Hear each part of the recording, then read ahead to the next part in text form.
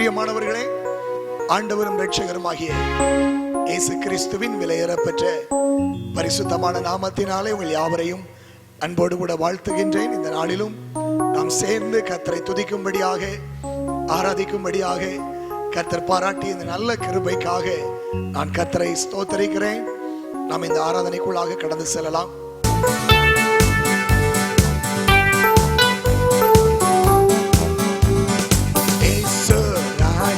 வந்திருக்கிறார், எல்லோரும் கொண்டாடுவோம், கைதட்டி நாம் பாடுவோம்.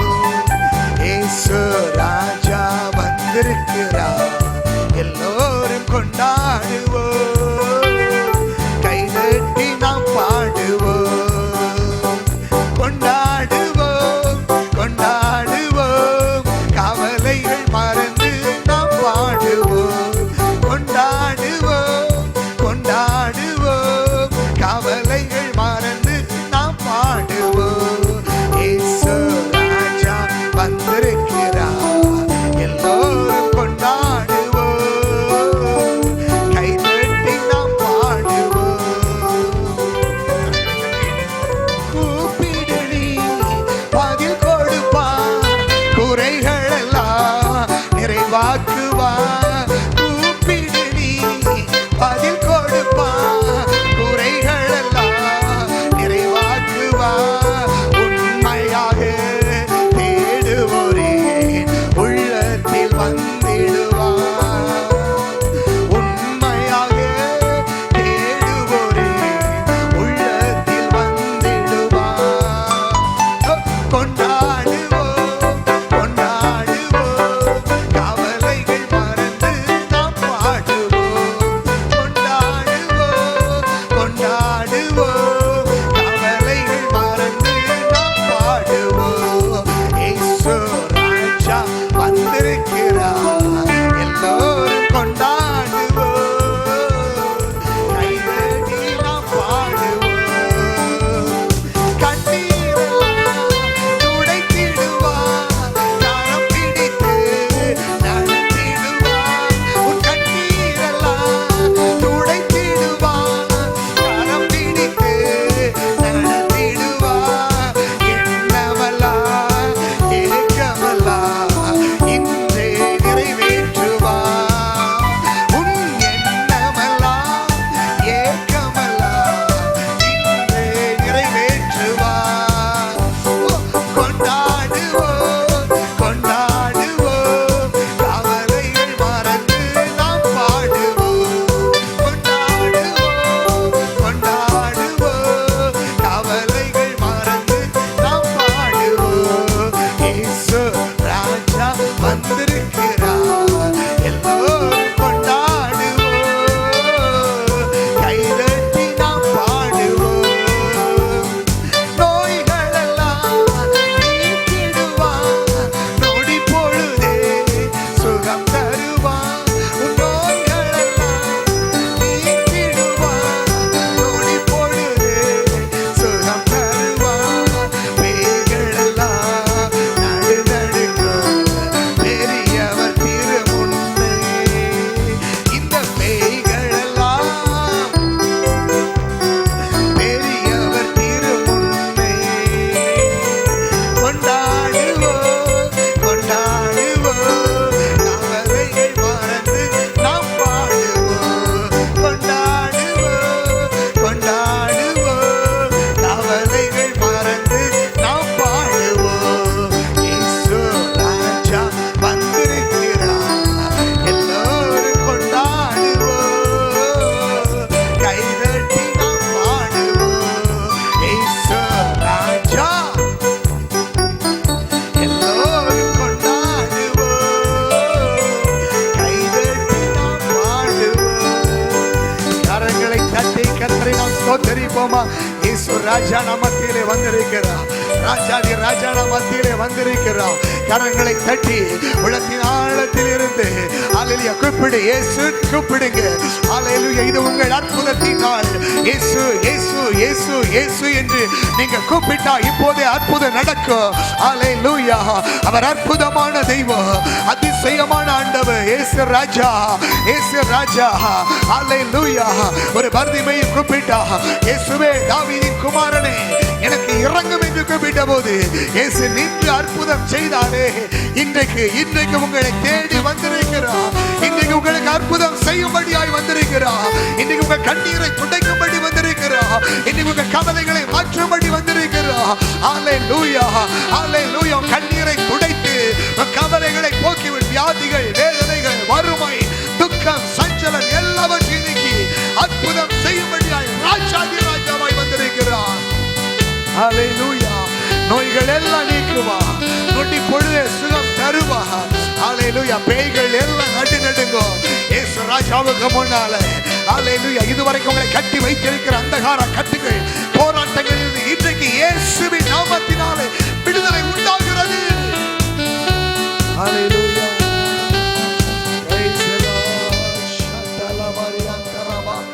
அப்படியே கர்த்தரை நோக்கி கூப்பிடுவோம். உம்மாலன்றி எனக்கு விடுதலை இல்லை, உம்மாலன்றி எனக்கு நிம்மதி இல்லை. பிரியமானவர்களே, இயேசு ராஜா நம்மை தேடி வந்திருக்கிறார். ஏசப்பா நம்ம மத்தியில உலாவிக் கொண்டிருக்கிறார். உள்ளத்தின் ஆழத்தில் அவரை பார்த்து சொல்லுங்க, ஆண்டவரே உம்மாலன்றி எனக்கு விடுதலை இல்லை, உம்மாலன்றி எனக்கு நிம்மதி இல்லை. நீதான் எனக்கு வழி, நீதான் எனக்கு சத்தியம், என் ஜீவன் நீங்க தானப்பா. நான் நம்பும் மனிதர் கைவிடலாம், ஆனால் நீர் ஒருபோதும் கைவிட மாட்டீர் என்று மனதார அப்பாவுடைய சமூகத்தில் நீங்க சொல்லுவீங்களா? இந்த பாடலை நீங்க பாடிக்கொண்டிருக்கும் போதே உங்கள் வாழ்க்கையில ஒரு அற்புதம் நடக்கும். ஆண்டவர் உங்களை தொட்டு சுகமாக்கும்படி நீங்க இருக்கிற இடத்துல உங்களை தேடி வந்திருக்கிறார். இயேசு ராஜா வந்திருக்கிறார். மனதார கூப்பிடுங்க, உள்ளத்தின் ஆழத்துல சொல்லுங்க, இன்றைக்கு ஒரு அற்புதம் உங்களுக்கு விளங்க செய்வா. அல்லேலூயா.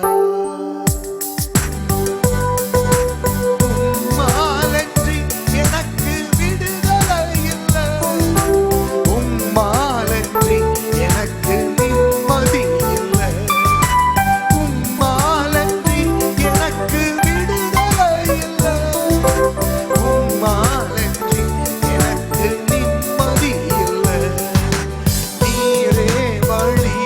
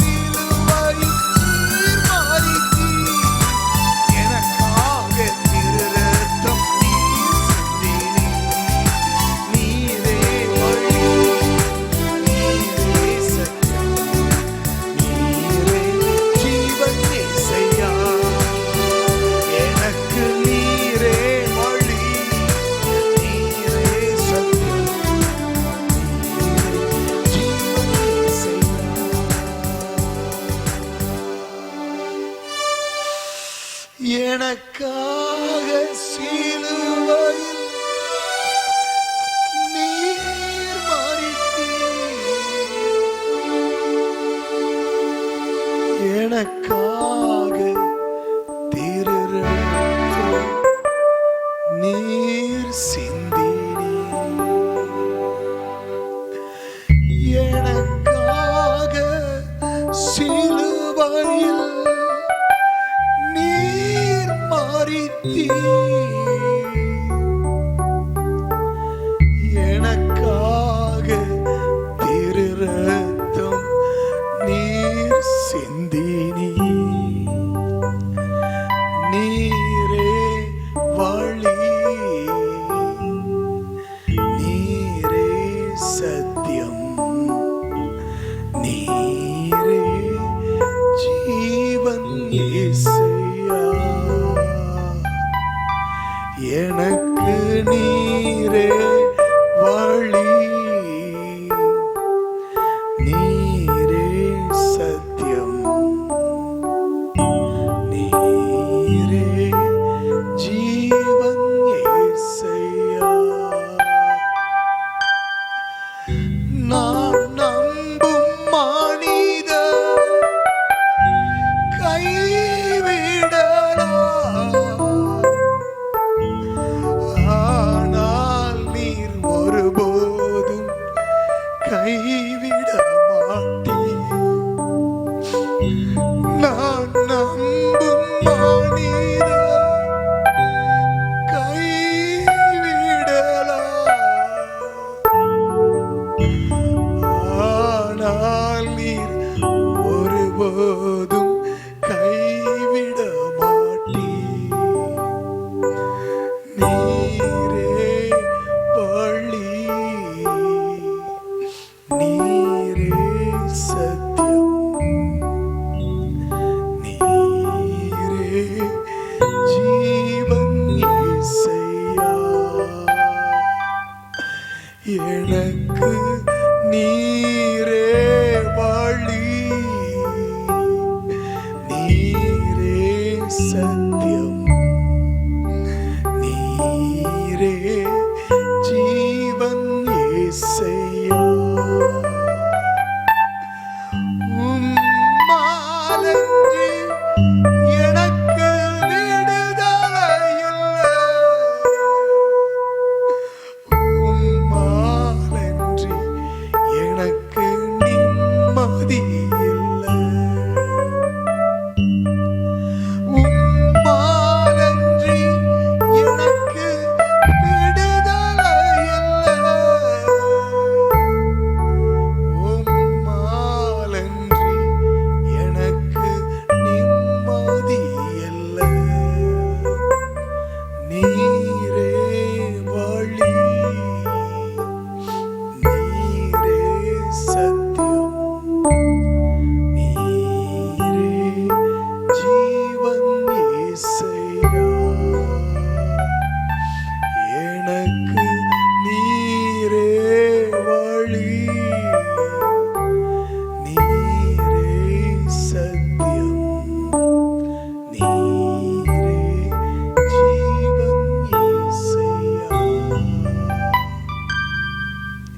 நான் நம்பும் மனிதர் என்னை கைவிடலாம் ஆனால் நீர் ஒருபோதும் கைவிட மாட்டீரப்பா உம்மாலன்றி எனக்கு விடுதலை இல்லப்பா உம்மாலன்றி எனக்கு நிம்மதி இல்லப்பா ஏசப்பா எனக்கு எல்லாமே நீங்க தான்ப்பா என் சந்தோஷம் நீங்க தான்ப்பா என் சமாதானம் நீங்க தான்ப்பா என் நிம்மதி நீங்க தான்ப்பா எனக்கு எல்லாமே நீங்க தான்ப்பா அப்பாவுடைய மகிமைகள் மத்தியில் இறங்கி கொண்டிருப்பதற்காய் ஸ்தோத்திரம் தேவ பிரசனை இறங்கி கொண்டிருப்பதற்காய் ஸ்தோத்திரம் தெய்வீக சுகம் இறங்கி கொண்டிருப்பதற்காய் ஸ்தோத்திரம் எனக்காக சிலுவையில் நீர் மரித்தீரப்பா எனக்காக திரு ரத்தம் சிந்தினீரே எங்கள் பாவங்களை எல்லாம் சுமந்து தீர்த்தீரே அப்பா ஒரு விஷயம் மன இறங்குங்கப்பா என்னோட சேர்ந்து ஆராதித்துக் கொண்டிருக்கிற நம்முடைய பிள்ளைகளை கண்ணோக்கி பாருங்கப்பா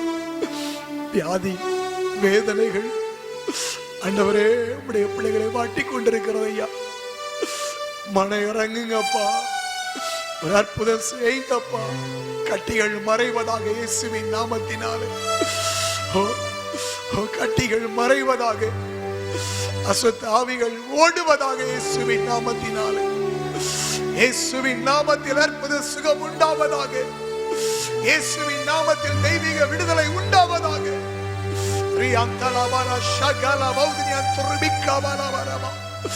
கர்த்தருடைய கரம் பிள்ளைகள் மேல் இறங்குவதற்காய் ஸ்தோத்திரம். என் தேவனுடைய கரம் இப்போது பிள்ளை மீது அமருவதற்காய் ஸ்தோத்திரம் அப்பா.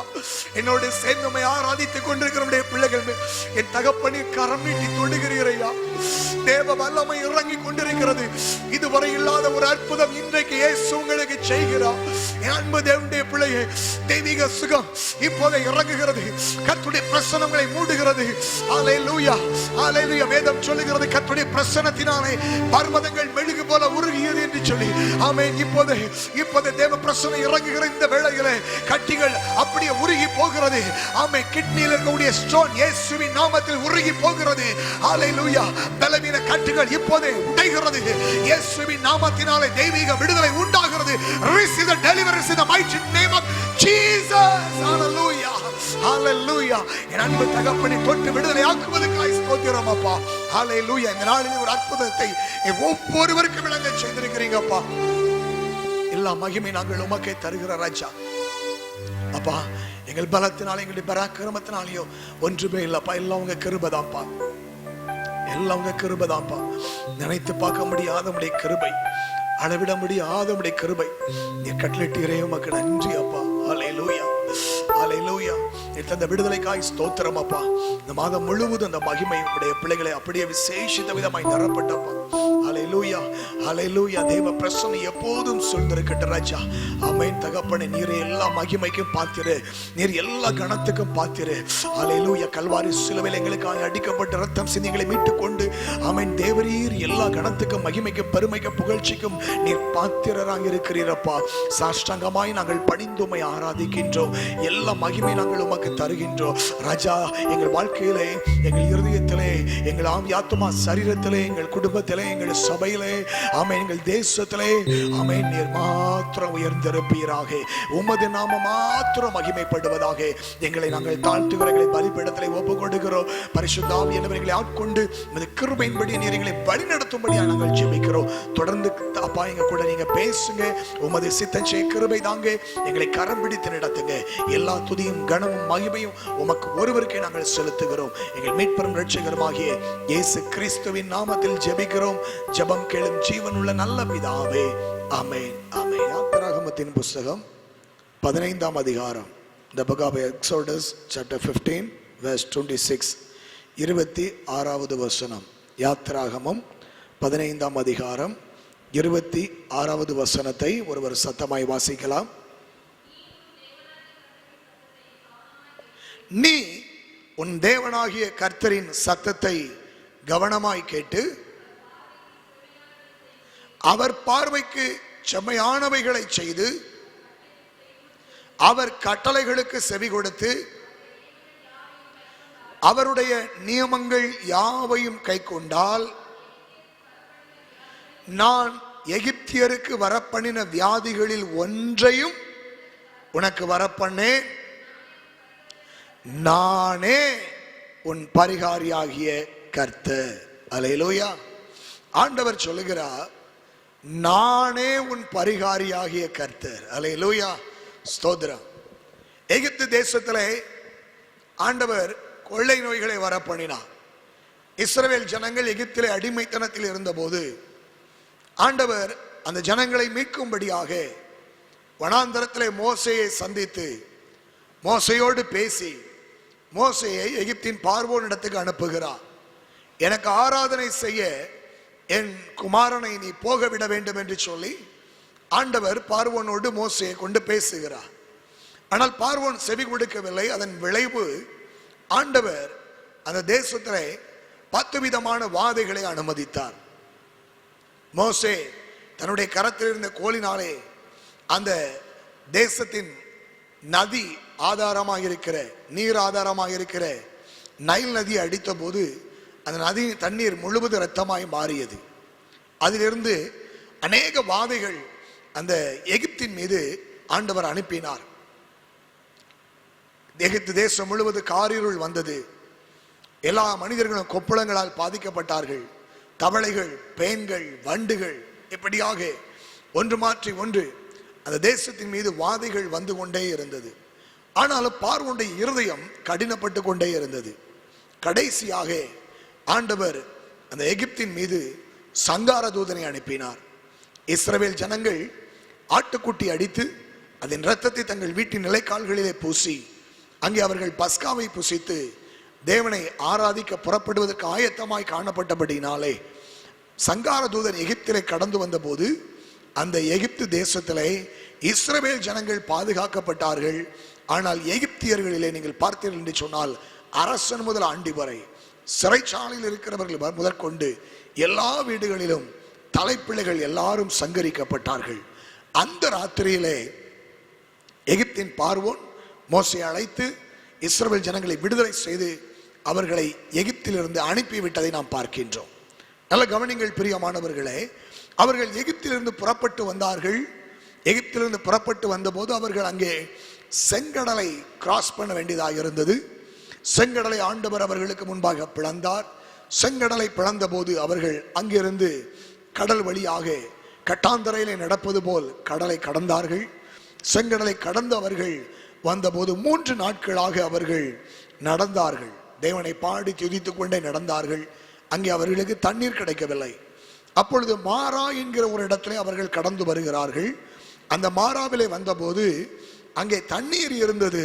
ஆனால் அந்த தண்ணீர் அவர்களுக்கு குடிக்க முடியாத அளவுக்கு மிகவும் கசப்பான தண்ணீராய் காணப்பட்டது. நல்ல கவனிங்கள். அப்பந்தான் அவர்கள் எகிப்தில் இருந்து புறப்பட்டு செங்கடலை கடந்து, செங்கடல் ஞானஸ்நானத்துக்கு அடையாளமாக இருக்கிறது, அவர்கள் ஆண்டவருக்குள்ளாக வழி நடக்கிறார்கள். தேவன் அவர்களுக்கு நியமித்த கானானை சுதந்திரிக்கும்படியாக அவர்கள் வழி நடக்க ஆரம்பித்த போது அவர்கள் சந்தித்த முதல் பிரச்சனை தண்ணி பிரச்சனை. 3 நாட்கள் அவர்களுக்கு குடிப்பதற்கு தண்ணீர் இல்லாத சூழ்நிலை அங்கே காணப்பட்டது. எனவே அவர்கள் 3 நாளாய் தண்ணீர் இல்லாமல் நடந்து வந்தார்கள். மீண்டுமாக கிடைத்த தண்ணீர் அவர்களுக்கு குடிக்க முடியாத அளவுக்கு கசப்பு.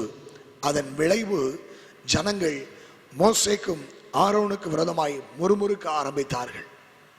முறுமுறுத்து அவர்கள் சொன்னார்கள், இந்த தண்ணீர் இவ்வளவு கசப்பாய் இருக்கிறதே, நாங்கள் எண்ணத்தை குடிப்போம் என்று சொல்லி அவர்கள் முறுமுறுத்த போது மோசே கர்த்தரை நோக்கி கூப்பிடுகிறார். ஆண்டவரை நோக்கி முழங்கால் படியிட்டு தேவ சமூகத்திலே மோசே மன்றாடுகிற போது ஆண்டவர் மோசேக்கு ஒரு மரத்தை காண்பிக்கிறார். அந்த மரத்தை வெட்டி அதை தண்ணீரிலே போட்ட போது அந்த கசப்பான தண்ணீர் மதுரமாக மாறுகிறது. எனவே அங்கே அவர்களுக்கு ஒரு நியமத்தையும் ஒரு நியாயத்தையும் கட்டளையிட்டு அவர்களை அங்கே அவர் சோதித்தார் என்று நாம் பார்க்கின்றோம். பிரியமானவர்களே, கசப்பான அந்த சூழ்நிலையிலே அவர்கள் வாழ்க்கையில தேவன் முதலாவது செய்த அற்புதம் அந்த கசந்த நீரை மதுரமாக மாற்றினார். இன்றைக்கும் நம்முடைய வாழ்க்கையிலே அநேக கசப்புகள் மத்தியிலே நாம் கடந்து வருகிறோம். ஆண்டவரை ஏற்றுக்கொண்டோம், ரட்சிக்கப்பட்டிருக்கிறோம், தேவனை ஆராதிக்கிறோம். ஆனால் நம்முடைய வாழ்க்கையிலே சில சூழ்நிலைகள் வரும்போது, நாம் முறுமுறுக்கக்கூடிய சூழ்நிலைகள் வரும்போது அதன் மத்தியிலே ஆண்டவர் நமக்கு அற்புதங்களை செய்கிறார். இந்த இஸ்ரவேல் ஜனங்களுக்கு கசந்த மாராவின் தண்ணீரை மதுரமாய் மாற்றிவிட்டு ஆண்டவர் திரும்ப அவர்களுக்கு ஒரு கட்டளையை கொடுக்கிறார். நீ என்ன செய்ய வேண்டும் அதைத்தான் நாம் வாசித்தோம். யாத்திராகமம் 15ஆம் அதிகாரம் 26வது வசனத்திலே, நீ உன் தேவனாகிய கர்த்தரின் சத்தத்தை கவனமாய் கேட்க வேண்டும். சூழ்நிலைகள் வித்தியாசமாய் இருக்கலாம், நீ எதிர்பார்த்தது போன்ற காரியங்கள் நடக்காமல் இருக்கலாம். ஆனால் எந்த சூழ்நிலையிலும் நீ தேவனுடைய சத்தத்தை கேட்பதற்கு தவறக்கூடாது. நீ தேவனாகிய கர்த்தருடைய சத்தத்தை கவனமாய் கேட்டு அவர் பார்வைக்கு செம்மையானவைகளை செய்து அவர் கட்டளைகளுக்கு செவி கொடுத்து அவருடைய நியமங்கள் யாவையும் கை கொண்டாயானால், ஆண்டவர் சொல்லுகிறார், நான் எகிப்தியருக்கு வரப்பண்ணின வியாதிகளில் ஒன்றையும் உனக்கு வரப்பண்ணேன், நானே உன் பரிகாரியாகிய கர்த்தர். அல்லேலூயா. நானே உனக்கு பரிகாரியா இருக்கிறேன். நல்ல கவனிங்க. இந்த நியமத்தை அவர்களுக்கு கொடுத்த பின்பு அவர்கள் வந்த இடம் ஏலீம் என்று சொல்லப்பட்டிருக்கிறது. பின்பு அவர்கள் ஏலீமுக்கு வந்தார்கள். அங்கே 12 நீரூற்றுகளும் 70 பேரீச்ச மரங்களும் இருந்தது. அங்கே தண்ணீர் அருகே அவர்கள் பாளையம் இறங்கினார்கள். கசப்பை அவர்கள் கடந்து வந்த போது தங்கள் வாழ்க்கையின் வேதனை அவர்கள் கடந்து வந்தபோது, துக்கத்தை அவர்கள் கடந்து வந்தபோது, தேவனுடைய சத்தத்தை அவர்கள் கவனமாய் கேட்டு அவருடைய வாக்குத்தத்தத்தை பெற்றுக்கொண்ட போது அங்கே அவர்கள் ஏலிமுக்கு நேராய் கடந்து வருகிறார்கள். அங்கே 12 நீரூற்றுகள், 70 பேரீச்ச மரங்கள். நல்லா கவனிங்க, அவர்களுக்கு வேண்டிய எல்லா நன்மைகளையும் அவர் சம்பூர்ணமாய் கொடுத்ததை நாம் பார்க்கின்றோம். பிரியமானவர்களே, இன்றைக்கும் உங்கள் வாழ்க்கையிலும் இன்றைக்கு தேசமெங்கும் பயங்கரமான கொள்ளை நோய் பரவி கொண்டிருக்கிறது. சூழ்நிலைகள் யாருக்கும் சாதகமாக இல்லை. இந்தியாவிலே நாம் எதிர்பாராத அளவு, விசேஷமாய் தமிழ்நாட்டில் பார்த்தாலும் மிகவும் பயங்கரமாய் இந்த கொள்ளை நோய் தீவிரமாய் பரவி கொண்டிருக்கிறது. எங்கு பார்த்தாலும் ஜனங்களுடைய இருதயம் திகில், பயத்தினால் நிறைந்திருக்கிறது. ஒரு கல்யாண வீட்டுக்கு போனா கொரோனா வந்துருமா, ஒரு மரண வீட்டுக்கு போனாலும் பயம், வீட்டை விட்டு வெளியே போனாலே பயம். இன்றைக்கு ஜனங்களை ஆட்டி படைத்து கொண்டிருக்கிறது கொள்ளை நோயை குறித்த பயம். ஆண்டவர் சொல்றாரு, தேவனாகிய கர்த்தரை ஆராதிக்கிற தேவனுடைய ஜனமே, நீ உன் தேவனாகிய கர்த்தருடைய சத்தத்தை கவனமாய் கேட்டு அவர் பார்வைக்கு செம்மையானவைகளை செய்து அவர் கட்டளைகளை செவி கொடுத்து அவர் நியமங்கள் யாவை நீ கை கொண்டாயானால் உனக்கு கொள்ளை நோய் வராது. இன்னைக்கு அரசாங்கம் சொல்லுகிறது, நீங்க வீட்டை விட்டு வெளியே போனாலே என்ன செய்யணும், மாஸ்க் அணியணும். நீங்க மாஸ்க் போட்டுட்டு வெளியே வாங்க. இருமல் தும்மல்லாம் வந்துச்சுதுன்னா உடனே நீங்க அதை நீங்க செக் பண்ணணும். நீங்க என்னென்ன மாதிரி உங்க கைகளை கழுவணும், உங்களுடைய முகத்தை மறைத்து கொள்ள வேண்டும், சானிடைசர் யூஸ் பண்ணுங்க, அடிக்கடி சோப்பு போட்டு கழுகுங்க. இதெல்லாம் செய்தால் உங்களுக்கு கொள்ளை நோய் வராது அப்படின்னு சொல்றாங்க. ஆனால் இதையெல்லாம் செய்துக்கிட்டே இருக்கிறவங்க தான் ஹாஸ்பிட்டலில் அட்மிட் ஆகிட்டு இருக்கிறாங்க. மருத்துவர்களையும் எச்சரிக்கையா இருக்கிறாங்க. கவச உடை அணிந்திருக்கிறார்கள், முக கவசம் அணிந்திருக்கிறாங்க, சானிடைசர் யூஸ் பண்றாங்க, எல்லாமே பண்றாங்க. ஆனாலும் கொள்ளை நோய் அவர்களையும் பாதிக்கிறது. ஆண்டவர் சொல்றாரு, நீ தேவனாகி கர்த்தருடைய சத்தத்தை கவனமாய் கேட்டு அவர் பார்வைக்கு செம்மையானவைகளை செய்து அவருடைய நியமங்களுக்கு நீ கை கொண்டு அவருடைய கட்டளைகளுக்கு செவி கொடுத்து வாழும் போது இந்த எகிப்தியருக்கு வரப்பண்ணின வியாதிகளில் ஒன்றையும் உனக்கு வரப்பண்ணேன். நானே உனக்கு பரிகாரி, நான் தான் உனக்கு பரிகாரி, நானே உன்னை, கத்தோலிக்க பைபிள்ல இந்த வார்த்தை அழகா இருக்கும், நானே உன்னை குணமாக்குகிற ஆண்டவர் அப்படி சொல்ற. அப்படித்தானே? ஆர்சி பைபிள் வச்சிருக்கீங்களா? வாசிங்க அந்த வசனத்தை, வாசிங்க, சத்தமா வாசிங்க.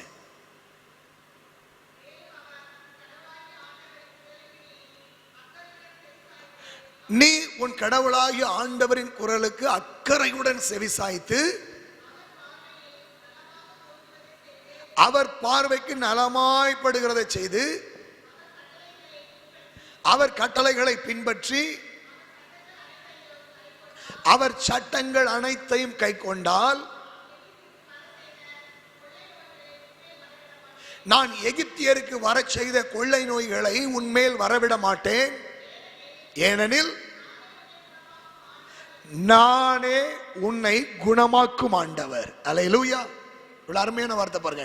நானே உன்னை குணமாக்குகிற ஆண்டவர், நானே உன்னை குணமாக்குகிறான், நானே உன் பரிகாரி, நானே உன்னை குணமாக்குகிற ஆண்டவர். இன்றைக்கு சூழ்நிலைகள் எப்படி இருந்தாலும் சரி பிரியமானவர்களே, அவரை உறுதியாய் பற்றிக் கொள்ளுங்கள், அவருடைய வாக்குக்கு செவி கொடுங்கள். இஸ்ரவேல் ஜனங்கள் பாத்தீங்கன்னா ஆண்டவருடைய வாக்குக்கு செவி கொடுக்காம அடிக்கடி அவருடைய கட்டளைகளை மறந்தார்கள். எனவே வனாந்தரத்திலே அடிக்கடி அவர்கள் 10 முறை தேவனை பரீட்சை பார்த்தார்கள். அவருடைய சத்தத்துக்கு செவி கொடுக்கவில்லை.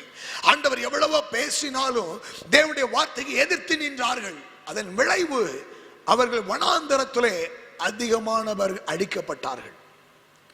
வனாந்தரத்திலே கொள்ளை நோய்கள் அவர்களை சந்தித்தது. ஆண்டவர் சொல்லுகிறார், நீ என் வாக்குக்கு செவி கொடு, என் சத்தத்தை கவனமா கேளு, என் கட்டளைகளை கை கொண்ட என்னுடைய நியமங்களை நீ அதன்படி நீ நடந்தாயானால் எகிப்தியருக்கு வரப்பண்ணின வியாதிகளில் ஒண்ணு உனக்கு வராது, வியாதி வராது. நீ உன்னதமானுடைய மறைவிலை கடந்து வருவாயானால் சங்கீத 91 சொல்லுகிறார், அவர் உன்னை வேடனுடைய கண்ணிக்கும் பாழாக்கும் கொள்ளை நோய்க்கும் தப்புவிப்பார். பகலில் பறக்கும் அம்புக்கும் இருளில் நடமாடு கொள்ளை நோக்கி மத்தியானத்தில் பாழாக்கும் சங்காரத்துக்கும் இருளின் பயங்கரத்துக்கு நீ பயப்படாதிருப்பாய்.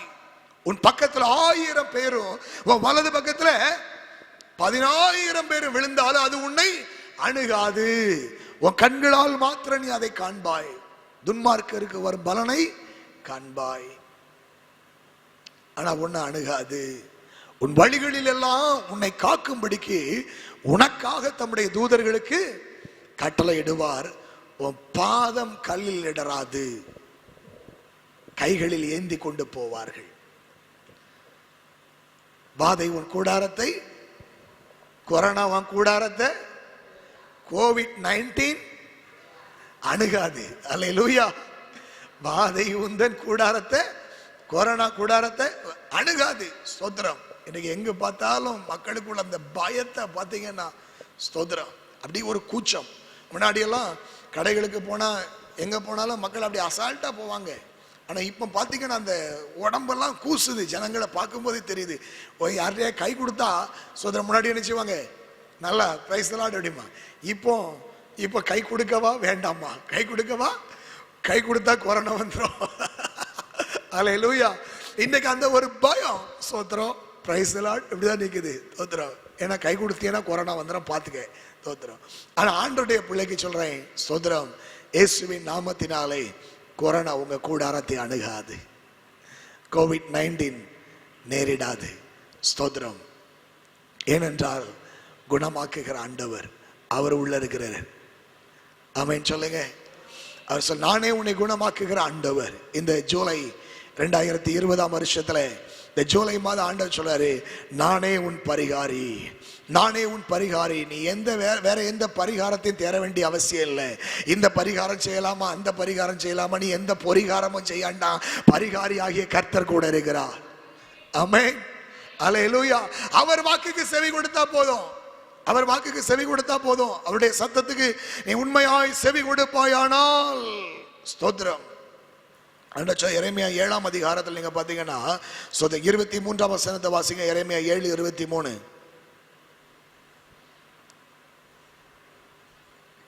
எரேமியா 7:23. என் வாக்குக்கு செவி கொடுங்கள், அப்பொழுது நான் உங்கள் தேவனாய் இருப்பேன், நீங்கள் என் ஜனமாய் இருப்பீர்கள்.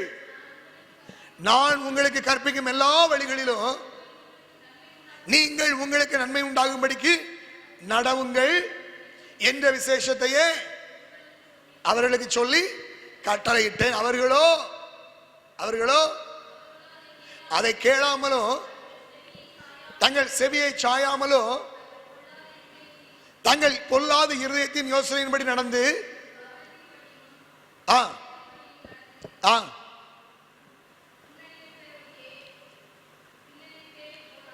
பின்னமாற போயிட்டாங்க. முன்னிட்டு அல்ல, என்ன செய்தாங்க, பின்னமாற போயிட்டாங்க. தங்கள் பொல்லாத இருதயத்தின் யோசனையின்படியும் கடினத்தின்படி நடந்து முன்னிட்டல்ல பின்னிட்டு போனார்கள். உங்கள் பிதாக்கள் எகிப்து தேசத்திலிருந்து புறப்பட்ட நாள் முதல் இந்நாள் மட்டும் நான் தீர்க்கதரிசிகளாகி என் ஊழியக்காரரை எல்லாம் தினம் தினம் உங்கள் அண்டைக்கு ஏற்கனவே அனுப்பி கொண்டிருந்தேன்.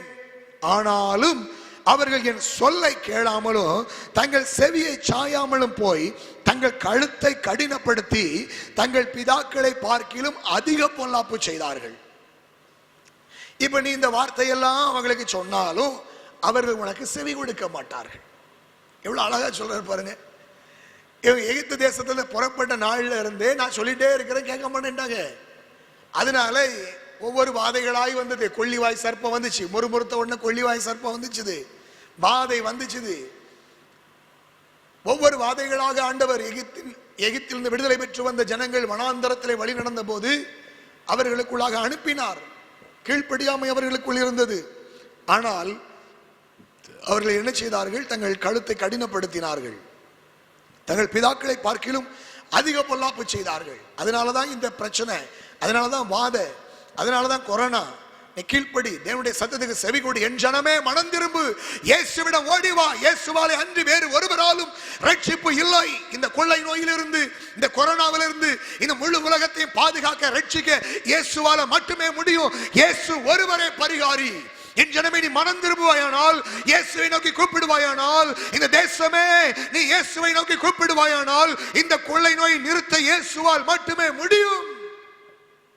ஆனா இதை சொன்னா என்ன செய்யறாங்க? பரியாசம் பண்ணுகிறார்கள்.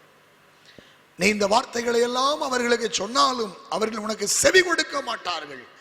நீ அவர்களை நோக்கி கூப்பிட்டாலும் அவர்கள் உனக்கு மறு உத்தரவு கொடுக்க மாட்டார்கள். எனவே ஆண்டவர் அவர்களை குறித்து சொல்லுகிறார். ஸ்தோத்திரம். எரேமியா 9ஆம் அதிகாரம் 6வது வசனத்திலிருந்து நீங்கள் வாசித்து பார்ப்பீர்கள் என்று சொன்னால், கபடத்தின் நடுவிலே குடியிருக்கிறாய், கபடத்தின் நிமித்தம் அவர்கள் என்னை அறிய மாட்டோம் என்று சொல்லுகிறார்கள். என்னை அறிய மாட்டேன். ஆண்டவரை தேடுங்க, பைபிள் வாசிங்க, ஜெபம் பண்ணுங்க, இந்த நாட்கள்ல கர்த்தரை நோக்கி கூப்பிடுங்கன்னு சொல்லி சொன்னா பரியாசம் பண்ணுகிறார்கள். ஏசு சுகமாக்குவார்னு சொல்றாங்க இல்ல, அப்போ கொரோனா நோயாளிக்கு போய் ஜெபம் பண்ணுங்க, சுகமாகுதான்னு பார்ப்போம். பரியாசம் பண்றாங்க. கொரோனாவிலிருந்து சுகம் கொடுக்க இயேசுவால மட்டுமே முடியும்.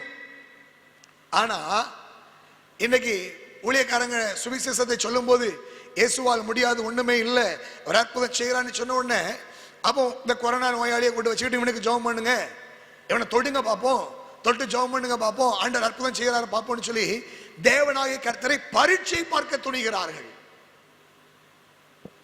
பிரியமானவர்களே, அவன் மனம் திரும்பணுங்கிறதுக்காக ஆண்டவர் அதை அனுமதிச்சிருக்கிறார். அதுக்கு முன்னாடி வலைக்கு முந்தி கல்லறிய கூடாது. அவன் மனம் திரும்பி இயேசுவை நோக்கி கூப்பிடும் போது கர்த்தர் கண்டிப்பா அவனுக்கு விடுதலை கொடுப்பாரு. அதுக்காக நான் நிரூபிச்சு காட்டுறேன் பாரு, நாங்க போய் நிக்க வேண்டிய அவசியம் இல்லை. சொல்ல வேண்டியது எங்க கடமை. இயேசுவை நோக்கி கூப்பிடு. நீ உன் வயிறு நிறையணும்னா நீ தான் சாப்பிடணும், நான் சாப்பிட்டா உன் வயிறு நிறையாது. அதனால நீ இயேசுவை நோக்கி கூப்பிடு. இயேசுவே தாவீதின் குமாரன் இறங்கும். ஒருவேளை கேளாது போல இருக்கலாம், ஆனா நீ கூப்பிடணும். கூப்பிடு, விடுதலை தருவாரு. ஆனா இவர்களை கடினப்படுத்துகிறார்கள், ஆண்டவரை அறிய மாட்டோம் என்கிறார்கள். எனவே சொல்றாரு எரேமியா 9:7, ஆகையால் இதோ நான் அவர்களை உருக்கி அவர்களை புடமிடுவேன் என்று கர்த்தர் சொல்லுகிறார். என் ஜனமாகிய குமாரத்தியை வேறு எந்த பிரகாரமாக நடத்துவேன்? ஏன் இப்படி நடத்துறாரு? எதுக்காக இந்த சூழ்நிலைகள் அனுமதிக்கிறாரு? என் ஜனமே கேளு கேளு கேளுன்னு அவர் சொல்றாரு, கேட்க மாட்டேங்கிறான். சங்கீதம் 81க்கு நேராய் திருப்பிக் கொள்ளுங்கள். சங்கீதம் 81ஆம் சங்கீதம் 8வது வசனத்திலிருந்து நாம் வாசித்து பார்ப்போம்னா 7வது வசனத்திலிருந்து இதே காரியத்தை ஆண்டவர் அங்க சொல்றாரு. இன்னைக்கு நாம் வாசித்தோம் இல்லையா? இன்னைக்கு வாக்குத்தத்தமாக ஆண்டவர் கொடுத்த வேத பகுதி. ஸ்தோத்திரம். யாத்திராகமம் 15ஆம் அதிகாரம் 26வது வசனத்தை நம்ம தியானித்தோம் இல்லையா? வாக்குத்தத்தமாக ஆண்டவர் பேசுறார். அதனுடைய தொடர்ச்சி தான் இங்க இருக்குது பாருங்க. சங்கீதம் 81:7 பார்க்கும்போது, நெருக்கத்திலே நீ கூப்பிட்டாய், நான் உன்னை தப்புவித்தேன், இடி முழக்கம் உண்டாகும் மறைவிடத்திலிருந்து உனக்கு உத்தரவு அருளினேன், மேரிபாவின் தண்ணீரிடத்தில் உன்னை சோதித்து அறிந்தேன். மேரிபாவின் தண்ணீரிடத்தில், மேரிபாவின் தண்ணீரிடத்தில், அதான் மாறா இல்லையா? அங்க நான் உன்னை சோதித்து அறிந்தேன். அங்க கசப்பான தண்ணீரை ஆண்டவர் அனுமதித்தார். கசப்பு சில நேரங்களில் தேவன் நம்முடைய வாழ்க்கையில் அனுமதிக்கிறார். ஆனா அந்த கசப்பின் மத்தியில அங்கே சிலுவை மரம் இருக்கிறது. அந்த கல்வாரியை நீ நோக்கி பார்ப்பாயானால் உனக்கு விடுதலை உண்டாகும் என்பதை அங்கே அவர் காண்பித்தார். அந்த மரத்தை காண்பித்த போது மோசே அந்த மரத்தை கொண்டு வந்து தண்ணீரிலே போடுகிறார். அந்த கசப்பு மதுரமாய் மாறுகிறது. உன் வாழ்க்கையில கசப்பு இருக்குதா? உன் வாழ்க்கையில வேதனை இருக்குதா? இந்த வேதனையின் மத்தியிலே சிலுவையை நோக்கி பார், சிலுவை மரத்தை நோக்கி பார். இந்த கல்வாரி சிலுவையில உனக்காக எனக்காக அடிக்கப்பட்ட ஆண்டவர் 3 ஆண்டிலே 6 மணி நேரம் உங்களுக்காக எனக்காய் தொங்கினாரே. அவருடைய ரத்தம் பாய்ந்து கொண்டிருக்கிறது. அந்த ரத்தம் சகல பாவங்களை நீக்கி நம்மை சுத்திகரிக்கும். அவருடைய சரீரம் முழுவதும் அடிக்கப்பட்டு ஒரு உளப்பட்ட நிலம் போல மாறியது. அவருடைய காயங்கள், அவருடைய தழும்புகளின் வல்லமை இன்றைக்கும் குறைந்து போகவில்லை. அவருடைய தழும்புகளால் நீங்கள் சுகமானீர்கள் என்று வேதம் சொல்லுகிறது. அந்த கல்வாரியை நோக்கி நீ பார்ப்பாயானால் உனக்கு சுகம் உண்டாகும், விடுதலை உண்டாகும், ரட்சிப்பு உண்டாகும். ஆனா ஆண்டவர் சொல்றாரு, என் ஜனமே கேள். 8ஆம் வசனம் சங்கீதம் 81:8 சொல்றாரு, என் ஜனமே கேள், உனக்கு சாட்சியிட்டு சொல்லுவேன். இஸ்ரவேலே, இஸ்ரவேலே, நீ எனக்கு செவி கொடுத்தால் நலமாயிருக்கும். நீ செவி கொடுத்தா போதும். அவர் கூப்பிடுகிறா, கூப்பிடுகிறா, நீ செவி கொடு. நீ செவி கொடு. நீ செவி கொடுத்தா நலமாயிருக்கும். உனக்குள் வேறு தேவன் உண்டாயிருக்க வேண்டாம், அந்நிய தேவனை நீ நமஸ்கரிக்கவும் வேண்டாம். உன்னை எகிப்து தேசத்திலிருந்து புறப்பட பண்ணின உன் தேவனாகிய கர்த்தர் நானே. உன் வாயை விரிவாய் திற, நான் அதை நிரப்புவேன். வேறு தேவன் உண்டாயிருக்க வேண்டாம், அந்நிய தேவனை நீ நமஸ்கரிக்க வேண்டாம். ஆனால் என் ஜனமோ என் சத்தத்துக்கு செவி கொடுக்கவில்லை. இஸ்ரவேல் என்னை விரும்பவில்லை. ஆண்டவர் சொல்லுகிறார், என் ஜனமோ என் சத்தத்துக்கு செவி கொடுக்கவில்லை, இஸ்ரவேல் என்னை விரும்பவில்லை. அநேகந்தரம் ஆண்டவர் எத்தனையோ அற்புதங்களை அவர்கள் கண்களுக்கு முன்பாக பிரத்யட்சமாய் நடப்பித்திருந்தும் பாகாலை பின்பற்றி போனார்கள், அந்நிய தெய்வங்களை வழிபட்டார்கள். இன்றைக்கும் பாருங்க, கிறிஸ்தவர்கள் என்று சொல்கிறவர்கள் மனிதர்களை வணங்குகிறார்கள், மனிதர்களை தெய்வமாய் தொழுது கொள்கிறார்கள், மனிதர்களுக்கு சிலைகளையும் உருவங்களை செய்து வைத்து அந்த மனிதர்களை வணங்கி என்னை உண்டாக்கினவர் தெய்வமே, என்னை படைத்த தெய்வமே, என் தகப்பனே என்று அவர்கள் பணிந்து கொண்டிருக்கிறார்கள். தேவனுக்கு கோபம் ஊட்டுகிறார்கள், எரிச்சல் மூட்டுகிறார்கள். எரேமியாவின் புத்தகத்திலே அதை ஆண்டவர் சொல்லுகிறார். நீங்கள் வாசித்து பார்ப்பீர்கள் என்று சொன்னால் ஸ்தோத்திரம். எரேமியா தீர்க்கதரிசியின் புத்தகம் 2வது அதிகாரத்தில் நீங்க பாத்தீங்கன்னா ஆண்டவர் சொல்றாரு, இந்த ஜனங்கள் எப்படி அவர்கள் பாவம் செய்தார்கள், எப்படி தேவனை அவர்கள் மனமடிவு உண்டாக்கினார்கள் தெரியுமா? தேவனுக்கு மனமடிவு உண்டாக்கினார்கள். எரேமியா 2வது அதிகாரம் 26ஆம் வசனத்தில் நீங்க வாசித்து பாத்தீங்கன்னா, திருடன் அகப்படுகிற போது எப்படி வெட்கப்படுகிறானோ அப்படியே இஸ்ரவேல் வம்சத்தார் வெட்கப்படுவார்கள். கட்டையை பார்த்து நீ என் தகப்பன் என்றும், கல்லை பார்த்து நீ என்னை பெற்றாய் என்றும் சொல்லுகிற அவர்கள் ராஜாக்களும், அவர்கள் பிரபுக்களும், அவர்கள் ஆசாரியர்களும், அவர்கள் தீர்க்கதரிசிகளும் வெட்கப்படுவார்கள். அவர்கள் தங்கள் முகத்தை அல்ல தங்கள் முதுகை எனக்கு காட்டினார்கள். தங்கள் ஆபத்து காலத்திலோ எழுந்து எங்களை ரட்சியும் என்கிறார்கள். நீ உனக்கு உண்டு பண்ணின தேவர்கள் எங்கே? உன் ஆபத்து காலத்தில் உன்னை ரட்சிக்க கூடுமானால் அவைகள் எழும்பட்டும். யூதாவே, உன் பட்டணங்களின் லக்கமும் உன் தேவர்களின் லக்கமும் சரி. ஊருக்கு ஒரு சாமி, ஊருக்கு ஒரு கோயில், அந்த பேர்ல ஒரு சாமி, அந்த பேர்ல ஒரு தெய்வம். ஆண்டவர் சொல்லுங்க, யூதாவே, உன் பட்டணங்களின் லக்கமும் உன் தேவர்களின் லக்கமும் சரி. என்னோடு நீங்கள் வழக்காடுவானேன், நீங்கள் அனைவரும் எனக்கு விரோதமாய் துரோகம் பண்ணினீர்கள் என்று கர்த்தர் சொல்லுகிறார். நீங்கள் துரோகம் பண்ணினீர்கள் என்று கர்த்தர் சொல்லுகிறார். இந்த வசனத்தை நீங்க கத்தோலிக்க பைபிள்ல வாசித்தீங்கன்னா இன்னும் அருமையா இருக்கும். ஸ்தோத்திரம். அது 26வது வசனத்தை மட்டும் வாசிங்களேன், சத்தமா வாசிங்க பாப்போம். 26. திருடன் பிடிபடும் போது மானக்கேடு அடைவது போல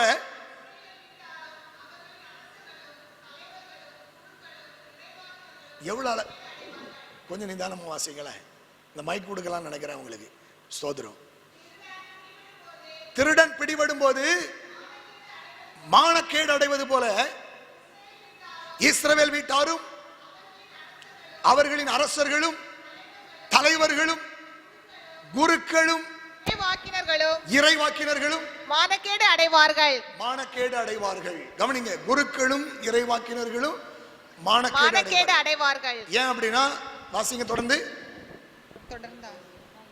ஒரு மரத்தை நோக்கி நீயே என் தந்தை என்பர். ஒரு கல்லை நோக்கி நீயே என்னை பெற்றெடுத்தவள் என்கிறார்கள். எனக்கு முகத்தை அல்ல முதுகையே காட்டுகின்றனர். ஆனால் தீங்கு வந்துட்ட நேரத்தில் எழுந்தருளி எங்களை விடுவியும் என்பர். எங்களை விடுவியும் ஆண்டவரே, இயேசுவே நீ அப்ப கூப்பிடுறாங்க. ஆனா அது வரைக்கும் என்ன செய்யறாங்க? கட்டையை பார்த்து தகப்பன் என்று, கல்லை பார்த்து என்னை பெற்றான் என்று சொல்லுகிறார்கள். ரட்சிக்கப்பட்டு ஆண்டவரை ஆராதிக்க கிளம்பின போது தெருவில் பைபிள் எடுத்துட்டு வருவேன். சோதரம். அங்க இந்த சில 4-5 வயசான பாட்டிமார் உட்கார்ந்துருப்பாங்க பாலத்துல. நம்ம சிலோமாமா வீட்டு பக்கத்துல பாத்தீங்கன்னா இந்த பாலத்துல உட்கார்ந்துருப்பாங்க சில ஆட்கள். அந்த ஆளு நம்ம பைபிள் எடுத்துட்டு சோதர ஆண்டவரை நம்ம அப்படி வந்துட்டு இருக்கணும். பெத்த அப்பனை விட்டுட்டு பெறாத அப்ப பின்னால போறத பாரு அப்படிங்கும். பெத்த அப்பனை விட்டுட்டு பெறாத அப்ப பின்னால போறாவ அப்படின்னு பரியாசம் பண்ணிட்டு இருக்கான். இதுகளுக்கு பெத்த அப்ப யாருன்னே தெரிய மாட்டேங்க. அங்க லைனா வச்சிருக்க பொம்மைகளை பார்த்துட்டு இந்த பொம்மை தான் என்ன பெத்துச்சுது, என்ன பெத்த தெய்வமே அப்படின்னு அங்க போய் என்ன பெத்த தகப்பனே, என்ன பெத்த தாயே, என் அம்மா ஆத்தா, அம்மா ஆத்தாலாம் பெக்கல. ஆண்டவர் சொல்றாரு, நீ உன்னை ஜெனிப்பித்த கண்மலையை மறந்தாய். அவர்தான் தாயும் அவரே தந்தையும் அவரே இல்லையா? அப்பா அம்மா எல்லாம் அவர்தான். ஆனா அவரை விட்டுட்டு கண்டதெல்லாம் கும்பிட்டுட்டு கடைசியில் ஆபத்து வரும்போது ஆண்டவரே காப்பாத்துங்க காப்பாத்துங்கிறது. கடந்த நாட்கள் ஒரு சாட்சி நான் கேள்விப்பட்டேன். ஒரு குடும்பம், கிறிஸ்தவ குடும்பம், அந்த சகோதரருடைய பெற்றோர் நல்ல ஒரு பெண்டிகாஸ்ட் விசுவாசி. கவனிக்கிறீங்களா? நல்ல விசுவாசி, ஸ்தோத்திரம். ஆனா அவரு கடவுளே இல்லைன்னு சொல்லிட்டு அழைக்கிறாராம். அப்ப ஏன் அப்படின்னு சொல்லிட்டு விசாரித்த போது இவர்கள் மனம் போல வாழ்ந்தார்கள், இஷ்டம் போல வாழ்ந்தார்கள். கணவனும் மனைவியும் அவங்களுக்கு 2 பிள்ளைகள், சோதரம். ஆண்டவரை அறிந்த குடும்பத்தில் பிறந்தோம், இஷ்டம் போல வாழ்ந்து தங்களுக்குள்ள எந்த கட்டுப்பாடுகளும் இல்லாத அளவுக்கு மனம் போல வாழ்ந்தார்கள். அதன் விளைவு கடைசியில அவங்க வீட்டில் இந்த குடும்பத்துக்குள்ள பயங்கரமான ஒரு வியாதி வந்தது. அங்க 2 பிள்ளைங்க, மூத்தது பையன், 2வது பொண்ணு. அந்த பையன் பயங்கரமான வைரஸ் காய்ச்சலால பாதிக்கப்பட்டு மரண தருவாய்க்குள்ள கடந்து போயிட்டான். இப்ப பையன் ஹாஸ்பிட்டல்ல இருக்கும்போது இவர்கள் ஆண்டவரை நோக்கி கூப்பிடுகிறார்கள், ஆண்டவரே எப்படியாவது காப்பாத்துங்க. அப்ப இவர் ஒரு தீர்மானம் பண்ணாராம், என் பையனுக்கு சுகம் ஆயிட்டுனா இந்த பையனை ஊழியத்துக்கே கொடுத்துருவேன், நானும் ஊழியத்துக்கு வந்துடுவேன்னு பொருத்தனை பண்ணியிருக்கிறார். ஆனா பாத்தீங்கன்னா சுகமாகல, அந்த மகன் மரித்து போனான். இப்ப அவங்க கடவுளே கிடையாதுன்னு சொல்லி ரொம்ப தீவிரமா இருக்கிறாங்க அப்படின்னு கேள்விப்பட்டேன். அப்ப ஏன் ஆண்டவரே அவங்க உம்மைத்தானே தேடி இருக்கிறாங்க, ஏன் அவங்களுக்கு ஒரு விடுதலை கிடைக்கல, ஏன் அந்த மகன் மரித்து போனான் என்று கேட்டபோது ஆண்டவர் நீதிமொழிகளின் புஸ்தகத்திலிருந்து 1வது அதிகாரத்தில் சில வசனங்களை எனக்கு அவர் நினைப்பூட்டினார். சில வசனங்களை அவர் நினைப்பூட்டி ஆண்டவர் என்னோடு கூட பேசினார். ஏன் இப்படிப்பட்ட சம்பவம் நடந்தது, ஏன் அந்த குடும்பத்தில், கிறிஸ்தவ குடும்பம் தான், பையனுக்கு சுகமான ஊழியத்துக்கே ஒப்பு கொடுப்போம்னு சொன்னாங்க, நாங்களும் குடும்பமாய் ஊழியம் செய்வோம்னு சொன்னாங்க. ஆனா ஏன் அந்த மகனுக்கு சுகம் கொடுக்கல, ஏன் ஆண்டவர் விடுதலை கொடுக்கலன்னு சொல்லி கேட்டபோது ஆண்டவர் சொன்னார், நீதிமொழிகள் 1ஆம் அதிகாரம் 23ஆம் வசனத்திலிருந்து, என் கடிந்து கொள்ளுதலுக்கு திரும்புங்கள், இதோ என் ஆவியை உங்களுக்கு அருளுவேன், என் வார்த்தைகளை உங்களுக்கு தெரிவிப்பேன். நான் கூப்பிட்டும் நீங்கள் கேட்க மாட்டோம் என்கிறீர்கள், நான் என் கையை நீட்டியும் கவனிக்கிறவன் ஒருவனும் இல்லை. என் ஆலோசனையெல்லாம் நீங்கள் தள்ளி என் கடிந்து கொள்ளுதலை வெறுத்தீர்கள். ஆகையால் நானும் உங்கள் ஆபத்து காலத்தில் நகைத்து நீங்கள் பயப்படும் காரியம் வரும்போது ஆகடியம் பண்ணுவேன். நீங்கள் பயப்படும் காரியம் புசல் போல் வரும்போதும் ஆபத்து சூறாவளி போல் உங்களுக்கு நேரிடும் போதும் நெருக்கமும் இடுக்கணும் உங்கள் மேல் வரும்போதும் ஆகடியம் பண்ணுவேன். அப்பொழுது அவர்கள் என்னை நோக்கி கூப்பிடுவார்கள், நான் மறு உத்தரவு கொடுக்க மாட்டேன். அவர்கள் அதிகாலையில் என்னை தேடுவார்கள், என்னை காண மாட்டார்கள். அவர்கள் அறிவை வெறுத்தார்கள், கர்த்தருக்கு பயப்படுதலை தெரிந்து கொள்ளாமல் போனார்கள். என் ஆலோசனை அவர்கள் விரும்பவில்லை, என் கடிந்து கொள்ளுதலை எல்லாம் அசட்டை பண்ணினார்கள். ஆகையால் அவர்கள் தங்கள் வழியின் பலனை புசிப்பார்கள், தங்கள் யோசனையினால் திருப்தி அடைவார்கள். பேதைகளின் மாறுபாடு அவர்களை கொல்லும், மூடரின் நிர்விசாரம் அவர்களை அழிக்கும். எனக்கு செவி கொடுக்கிறவன் எவனோ அவன் விக்கினமின்றி வாசம் பண்ணி ஆபத்துக்கு பயப்படாமல் அமைதியாயிருப்பான். ஆண்டவர் கூப்பிடும் போது, அவர் கை நீட்டும் போது, மகனே இந்த வழியில போகாத, இது சரியில்லை, நீ மனம் திரும்பு, இயேசுவிடமான்னு சொல்லி நல்லா இருக்கும் போது அவர் நல்லா சொல்றாரு. ஆனா கேட்க மாட்டேன், நான் இஷ்டப்படிதான் நடப்பேன், நான் இப்படிதான் வாழ்வேன்னு சொல்லி வாழ்ந்துட்டு கடைசியில துன்பம் வந்துட்டு, பிரச்சனை வந்துட்டு, போராட்டம் வந்துட்டு ஆண்டவரே காப்பாத்து அப்படின்னு ஓடி வர்றது. அப்ப மட்டும் ஆண்டவர் செவி கொடுக்கணும்னு உனக்கு என்ன இருக்கு? அவர் எத்தனை தடவை கூப்பிடுறாரு, 1000 நேரம் கூப்பிட்டா ஒரு நேரம் கூட நீ செவி கொடுக்க மாட்டான், உன் இஷ்டப்படிதான் நடப்பா. ஆனா கடைசியில வந்துட்டு ஆண்டவரே எனக்கு கஷ்டம் வந்துட்டு உடனே காலை பிடிச்சிட்டு எனக்கு எப்படியாவது இறங்கும் அப்படின்னா அவர் செவி கொடுக்கணும்னு என்ன இருக்கு? நீ செவி கொடு. ஆண்டவர் செவி கொடுக்கணும்னு நினைக்கிறியே, நீ அவருக்கு செவி கொடு.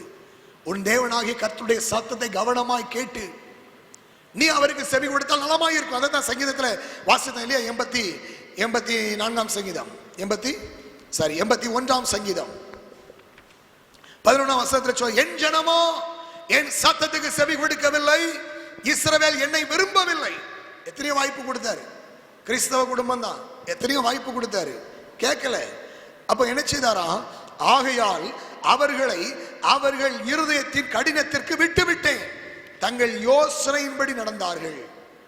ஆனால் ஆண்டவர் சொல்றாரு, என் ஜனம் எனக்கு செவி கொடுத்து இஸ்ரவேல் என் வழிகளில் நடந்தால் நலமாயிருக்கும். இஸ்ரவேலே, தேவ ஜனமே, அவருடைய வழியில் நீ நடந்தா நலமாயிருக்கும். அப்பொழுது நீ கூப்பிடும் போது அவர் செவி கொடுப்பார்.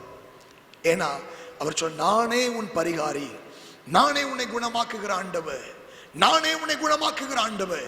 இன்றைக்கு நம்முடைய ஜெபத்தை கேட்டு நமக்கு அற்புதம் செய்ய நம்மை தேடி வந்திருக்கிறார். ஆனா நீங்க ஒரு தீர்மானம் பண்ண, ஆண்டவரே நான் என் இஷ்டப்படி நடக்க மாட்டேன், என் விருப்பப்படி அல்ல, உம்முடைய விருப்பப்படி வாழ என்னை ஒப்பு கொடுக்கிறேன், உங்க சித்தம் செய்ய என்னை ஒப்பு கொடுக்கிறேன். நீ ஏன் இன்னைக்கு தோத்து போய் வந்திருக்கிற, ஏன் உன் வாழ்க்கையில தோல்வி, என்ன செய்தாலும் விடுதலை இல்லை, எந்த தொழிலை பண்ணாலும் ஆசீர்வாதம் இல்லை, எல்லா பக்கங்களிலும் நெருக்கம் தெரியுமா, நீ அவருடைய சத்தத்துக்கு செவி கொடுக்கல. எத்தனையோ முறை உன்னோடு முகமுகமாய் பேசி இருக்கிறார், உன் உள்ளத்தின் ஆழத்துல உன்னோடு கூட அவர் பேசி இருக்கிறார், தீர்க்க தரிசனமாய் பேசி இருக்கிறார், வசனத்தை கொண்டு முகமுகமாய் உன்னோடு பேசி இருக்க. ஆனா நீ உன் இருதயத்தை கடினப்படுத்தி அவருடைய சத்தத்துக்கு செவி கொடுக்காம உன்னுடைய மனதின் விருப்பப்படி நான் இந்த தொழிலை செய்வேன், நான் இப்படித்தான் இருப்பேன், நான் இப்படித்தான் வாழ்வேன் என்று சொல்லி உன் மனம் போன போக்கில நீ வாழ்ந்து கொண்டிருக்கிறபடினாலே இன்றைக்கு நீ தோற்று போய் வந்திருக்கிற, இன்னைக்கு நீ வேதனையின் மத்தியில வந்திருக்கிற. ஆண்டவர் சொல்றாரு, இந்த சூழ்நிலையின் மத்தியிலையும் உனக்கு அற்புதம் செய்ய, உன்னை குணமாக்க, உனக்கு பரிகாரியாயிருந்து உன்னை வழி நடத்த, உன்னை குணமாக்குகிற ஆண்டவராயிருந்து உனக்கு அற்புதம் செய்ய நான் போதுமானவராக இருக்கிறேன். நான் உன்னை சுகமாக்குகிற தெய்வம், உனக்காக நான் சிலுவையில மரித்தேன், உன் பாடுகள், உன் துக்கங்கள், உன் வேதனைகள் யாவையும் நான் சிலுவையில சுமந்து கொண்டேன், உனக்காக இரத்தம் சிந்தினார். என் அன்பு தேவனுடைய ஜனமே, கல்வாரி சிலுவையிலே உங்கள் மீறுதல்களையும் என்னுடைய மீறுதல்களை அவர் சுமந்து விட்டார். இன்றைக்கு நீங்கள் இந்த வார்த்தைகளை கேட்டுக்கொண்டிருக்கிற போது உங்கள் உள்ளத்திலே ஆண்டவருடைய ஆவியானவர் அசைவாடி கொண்டே இருக்கிறார். ஆண்டவரே, நான் அநேக முறை மீறி இருக்கிறேன், அநேக முறை உடைய சமூகத்தை விட்டு விலகி இருக்கிறேன், ஆனால் வேதம் சொல்லுகிறதே, என் மீறுதல் நிமித்தம் நீ காயப்பட்டீர், என் அக்கிரமங்கள் நிமித்தம் நீ நொறுக்கப்பட்டீர், எனக்கு சமாதானத்தை உண்டு பண்ணும் ஆக்கினியை நீ கல்வாரி சிலுவையிலே ஏற்றுக்கொண்டீரே. தேவன் தம்முடைய ஒரே பேரான குமாரனை விசுவாசிக்கிறவன் எவனோ அவன் கெட்டு போகாமல் நித்திய ஜீவனை அடையும்படிக்கு அவரை தந்தரளி இவ்வளவாய் உலகத்தில் அன்பு கொண்டார் என்று எழுதப்பட்டிருக்கிறதே. முதலாவது அவருடைய பாதத்திலே வந்து பாவங்களை அறிக்கையிடு. ஆண்டவரே, உம்முடைய சமூகத்தை விட்டு நான் தூரம் போன பாவங்களை மன்னியும் என்று கதறு. இன்னைக்கு அற்புதத்துக்காக ஜெபம் பண்றீங்க. அற்புதம்லாம் ரெண்டாவதுங்க, முதலாவது வேண்டியது பாவ மன்னிப்பு நிச்சயம். அவருடைய சத்தத்துக்கு நீ செவி கொடுக்காம போன அக்கிரமத்தை உணர்ந்து நீ அதன் நிமித்தமாய் மனம் வேதனைப்பட்டு உன் உள்ளத்தின் ஆழத்திலிருந்து கண்ணீர் வடித்து, ஆண்டவரே என் பாவத்தை மன்னியும் என்று கதறுவாயானால் நிச்சயமாய் அவர் உனக்கு செவி கொடுப்பார். உங்கள் பாவங்கள் சிவேர் என்று இருந்தாலும், இரத்தாம்பரத்தை போல இருந்தாலும், அது வெண்பஞ்சை போல பனியை போல வெண்மையாய் மாறும் என்று ஆண்டவர் சொல்லி இருக்கிறார். பாவ மன்னிப்பின் நிச்சயத்தை நீ பெற்றுக்கொள்ளாம, பரிசுத்தமாக்கப்படாம, எனக்கு அற்புதம் நடந்தா நான் ஊழியம் செய்வேன், அந்த ஊழியம் அவருக்கு தேவையில்லை. பாவத்தோடு பாவ மன்னிப்பின் நிச்சயத்தை பெற்றுக்கொள்ளாமல் அக்கிரமத்தோடு வாழ்ந்து கொண்டு நீ ஊழியம் செய்ய வேண்டும் என்று விரும்பினால் அந்த ஊழியத்தை அவர் உன் கையில கொடுக்க மாட்டார். நீ மனம் திரும்பு, பாவ மன்னிப்பின் நிச்சயத்தை பெற்றுக்கொண்டாயானால் அற்புதங்களை செய்கிற ஆண்டவர் உன்னை குணமாக்குவது மாத்திரமல்ல, உன் குடும்பத்தில் தம்முடைய மகிமையை வெளிப்படுத்துவது மாத்திரமல்ல, உன் ஊழியத்திலும் அந்த மகிமையை வெளிப்படுத்துவார். இன்றைக்கு உன்னை குணமாக்கும்படி இறங்கி வந்திருக்கிறார். நம்ம எல்லாரும் கண்களை மூடி உடைய பாதத்திலே ஜெபிக்க போகின்றோம். முடிந்தவர்கள் முழங்கால் படியிடுங்கள். இன்றைக்கு கர்த்தராகிய இயேசு கிறிஸ்து நமத்திலே உலாவிக் கொண்டிருக்கிறார். இரத்தம் சொட்ட சொட்டவராக, கைகளிலும் கால்களிலும் ஆணிகள் அடிக்கப்பட்டவராக நமத்திலே அவர் உலாவிக் கொண்டிருக்கிறார். ஆண்டவர் சொல்லுகிறார், என் ஜனம் எனக்கு செவி கொடுத்து இஸ்ரவேல் என் வழிகளில் நடந்தால் நலமாயிருக்கும். நான் சீக்கிரத்தில் அவர்கள் எதிராளிகளை தாழ்த்தி என் கையை அவர்கள் சத்துருக்களுக்கு விரோதமாக திருப்புவேன். அப்பொழுது கர்த்தரை பகைக்கிறவர்கள் அவர்களுக்கு இச்சகம் பேசி அடங்குவார்கள். அவர்களுடைய காலம் என்றென்றைக்கும் இருக்கும். உச்சிதமான கோதுமையினால் அவர்களை போஷிப்பார். கண்மலையின் தேனினால் உன்னை திருப்தியாக்குவேன் என்று கர்த்தர் சொல்லுகிறார். நீ அவருக்கு செவி கொடுத்தால் நலமாயிருக்கும். ஹல்லேலூயா. உனக்குள் வேறு தேவன் உண்டாயிருக்க வேண்டாம். அந்நிய தேவர்களை நீ நமஸ்கரிக்க வேண்டாம். உன்னை எகிப்து தேசத்திலிருந்து புறப்பட பண்ணின கர்த்தர். ஹல்லேலூயா, ஹல்லேலூயா. கட்டையை பார்த்து என் தகப்பன் என்று, கல்லை பார்த்து என்னை பெற்றாய் என்று சொல்லுகிற இஸ்ரவேல் ஜனங்கள், அவர்கள் பிரபுக்கள், அவர்கள் குருக்கள், அவர்கள் இறைவாக்கினர்கள் மானக்கேடு அடைவார்கள். ஹல்லேலூயா, ஹல்லேலூயா, ஹல்லேலூயா, ஹல்லேலூயா. கடவுள் ஆவியாய் இருக்கிறார். அவரை தொழுது கொள்ளுகிறவர்கள் ஆவியோடும் உண்மையோடும் அவரை தொழுது கொள்ள வேண்டும். ஹல்லேலூயா. ஒரு இல்லா இறைவன் உதவியின்றி உலகத்தில் எதுவும் நடந்திடுமோ என்று பாடுகிறார்கள். ஆனால் உருவத்தில் இறைவனை தேடுகிறார்கள். என்னை உண்டாக்கிய தேவாதி தேவன், அவர் ஆவியான தேவன், அவருக்கு ரூபம் ஒன்றும் இல்லை என்று பாடுகிறார்கள். ஆனால் உருவத்தின் வழியாய் கடவுளை தேடுகிறார்கள். ஆண்டவருக்கு எரிச்சல் மூட்டுகிறார்கள். தேவனுக்கு எரிச்சல் மூட்டுகிறார்கள். இன்றைக்கு ஆண்டவர் சொல்லுகிறார், என் ஜனமே நீ மனம் திரும்பு, என் ஜனமே நீ மனம் திரும்பு. ஹல்லேலூயா. இயேசுவிடம் ஓடி வா, இறுதி காலம் வந்து விட்டது, இது கடைசி காலம், மனம் திரும்பு. இயேசுவே என் பாவங்களை மன்னியோ, என் மீறுதல்களை மன்னியும் என்று கேளு. ஹல்லேலூயா. சுகம் இரண்டாவது. ஹல்லேலூயா. அற்புதங்கள் எல்லாம் இரண்டாவது. அற்புதத்துக்காக அவரை தேடாத, உன் பாவத்திலிருந்து மன்னிப்பை பெற்றுக் கொள்வதற்கு அவருடைய சத்தத்தை கேட்காமல், அவருடைய சித்தம் செய்யாமல், அவருடைய சமூகத்தை விட்டு விலகி இஷ்டம் போல நடந்தாய் என்ற பாவங்களை அறிக்கையிட்டு, இயேசுவே என் பாவங்களை மன்னியோ, உம்முடைய பரிசுத்த இரத்தத்தால் என்னை கழுவும் என்று சொல்லி தேவ சமூகத்தில் ரட்சிப்பை பெற்றுக் கொள்வாயானால் தெய்வீக சுகம் உனக்கு இலவசமாக உண்டு. ஹல்லேலூயா, ஹல்லேலூயா, ஹல்லேலூயா. தெய்வீக சுகம் என்பது பிள்ளையுடைய அப்பம் என்று ஆண்டவர் சொல்லுகிறார்.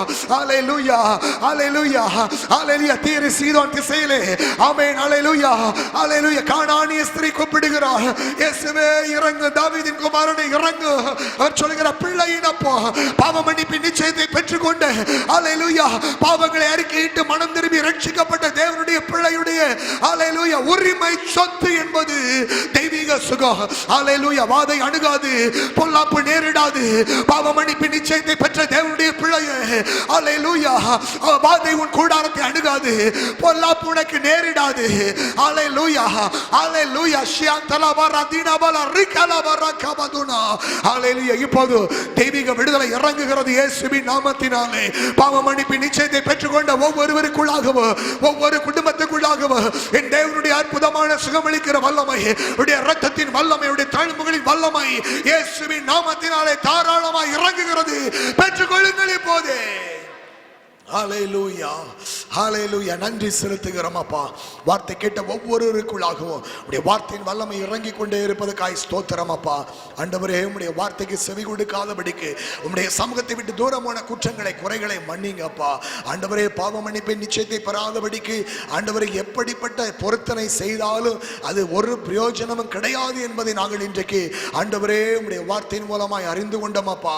ஆண்டவரே, ஊழியத்துக்கு ஒப்பு கொடுப்பதனாலேயோ, காணிக்கைகள் கொடுப்பேன் என்று பொருத்தனை செய்வதனாலேயோ, ஆண்டவரே ஆலயத்தை கட்டுவேன் என்று தீர்மானிக்கிறதுனாலேயோ இல்லை அற்புதங்கள். ஹல்லேலூயா, ஹல்லேலூயா. எங்களுடைய பணத்தையோ பொருளையோ அல்ல ஆண்டவரே, எங்களையே நீர் தேடுகிறீரப்பா. பாவத்திலிருந்து நாங்கள் ரட்சிக்கப்பட வேண்டும், சாபத்திலிருந்து நாங்கள் விடுதலை பெற வேண்டும் என்பதற்காக எங்கள் அக்கிரமங்களுக்காக நீர் அடிக்கப்பட்டு, எங்கள் மீறுதல் நிமித்த நீர் நொறுக்கப்பட்டு, எங்களுக்கு சமாதானத்தை உண்டு பண்ணும் தண்டனை நீர் ஏற்றுக்கொண்டீரே. அதை உணர்ந்து தகப்பனே, பாவங்களை அறிக்கையிட்டு மனம் திரும்ப எங்கள் உள்ளத்திலே நீங்க கிரியை செய்யுங்கப்பா. நாங்கள் பாவி என்பதை ஏற்றுக்கொள்ளுகிறோம் ஆண்டவரே. எங்கள் பாவங்களை மன்னிங்கப்பா. எங்களுக்காக சிலுவையில் அடிக்கப்பட்டீரே. எங்கள் பாவங்களை மன்னித்து ஒரு விசை நீர் எங்களுக்கு கிருபையாய் இறங்கும்படி ஆய் ஜெபிக்கிறேன். உம்முடைய இரத்தத்தால் எங்களை பரிசுத்தப்படுத்தும்படி ஆய் ஜெபிக்கிறேன். நித்திய ஜீவனை எங்களுக்கு நீர் கட்டளையிடும்படி ஆய் ஜெபிக்கிறப்பா. பரிசுத்தம் எங்களில் விளங்க அன்பு தகப்பன் உதவி செய்வீராக. ஆணி பாய்ந்த கரத்தில் எங்களை ஒப்புக் கொடுக்கிறோம். இந்த வார்த்தை கேட்ட ஒவ்வொருவருக்குள்ளாகவும் உடைய தழும்புகளின் வல்லமை தாராளமாக இறங்கட்டும் ஆண்டவர். இந்த நாளிலே இதுவரைக்கும் செவி கொடுக்காமல் இருந்தாலும் இன்று முதல் வார்த்தைக்கு செவி கொடுக்க தங்களை ஒப்பு கொடுத்தபடினாலே உடைய வசனத்தை கொண்டு இவர்களை உயிர்ப்பிப்பீராக, குணமாக்குவீராக. தமது வசனத்தை அனுப்பி அவர்களை குணமாக்கி அழிவுக்கு விலக்கி தப்புவிக்கிறார் என்ற வார்த்தையின்படி ஆண்டவரே, உடைய வார்த்தையினாலே விடுதலை கட்டெடுக்கிற அன்புக்காய் நன்றி செலுத்துகிறோம். தொடர்ந்து பலப்படுத்துங்க. பயன்படுத்துங்க. உம் நாம மகிமைக்காக சாட்சியாய் நிறுத்துங்க. எல்லா துதியும் கனமும் மகிமையும் உமக்கை தருகிறோம். மீட்பரட்சியமாகிய இயேசுவின் நாமத்தில் ஜெபிக்கிறோம். ஜெபங்களின் ஜீவனுள்ள நல்ல பிதாவே, ஆமென்.